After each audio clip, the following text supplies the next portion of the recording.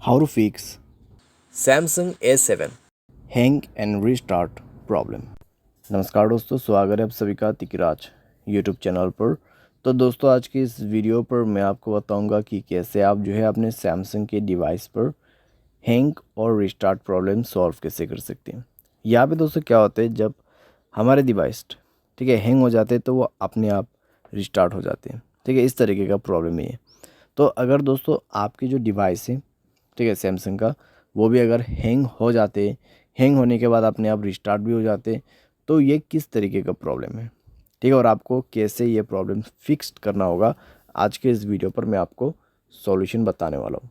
Video को अंत तक देखिए, जो भी सॉल्यूशन मैं आपको बताऊँगा उसको फॉलो करें, आपका प्रॉब्लम सॉल्व्ड हो जाएगा। ठीक है, वीडियो शुरू करने से पहले दोस्तों, अगर आपने चैनल को सब्सक्राइब नहीं किया है तो सब्सक्राइब करते हुए बेल आइकन को क्लिक करें।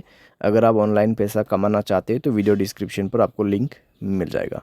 किसी भी प्रॉब्लम के रिगार्डिंग पर आप हमें ट्विटर पर फॉलो करके मैसेज करें। तो चलिए दोस्तों, वीडियो शुरू करते हैं। तो यहाँ पे दोस्तों जो हैंग एंड रिस्टार्ट प्रॉब्लम है, ठीक है, तो उसको फिक्स करने के लिए आपको सबसे पहले तो स्टोरेज में से क्लीन अप करना होगा। स्टोरेज को क्लीन कीजिए और मोबाइल पे कई सारे एप्लीकेशंस है तो उसको डिलीट कीजिए। ठीक है, बहुत बड़ा एप्लीकेशंस आप यूज़ करते हैं तो उसका डेटा को क्लियर करके यूज़ कीजिए। इससे आपका जो रैम है वो खाली होगा। ठीक है, और कोई भी दोस्तों एप्लीकेशन जो कि बैड एप्लीकेशंस होगा उनको भी डिलीट कर दीजिएगा।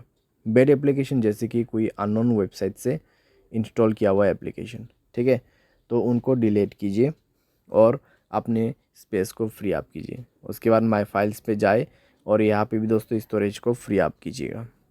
ठीक है, जब स्टोरेज आपका 40 to 30% एम्प्टी हो जाएगा, तब आप अपने मोबाइल सॉफ्टवेयर को अपडेट करेंगे। ठीक है, मोबाइल सॉफ्टवेयर को अपडेट करेंगे।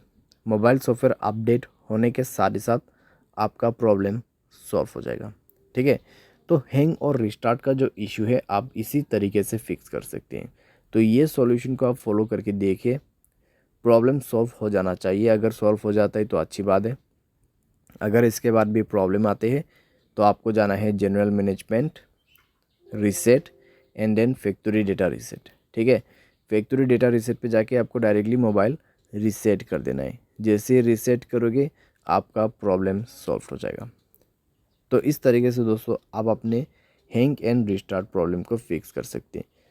तो जितना भी मैंने आपको सॉल्यूशन बताया दोस्तों, उसी को फॉलो कीजिएगा तो आपका प्रॉब्लम सॉल्व हो जाएगा। आपको कोई भी दिक्कतें बाद में नहीं होगा। ठीक है, तो जो पॉसिबल सॉल्यूशन था मैंने आपको वही बताए, तो आप भी उसी को फॉलो कर लेना। उम्मीद करते हैं आपको ये वीडियो पसंद आया होगा। Thanks for watching.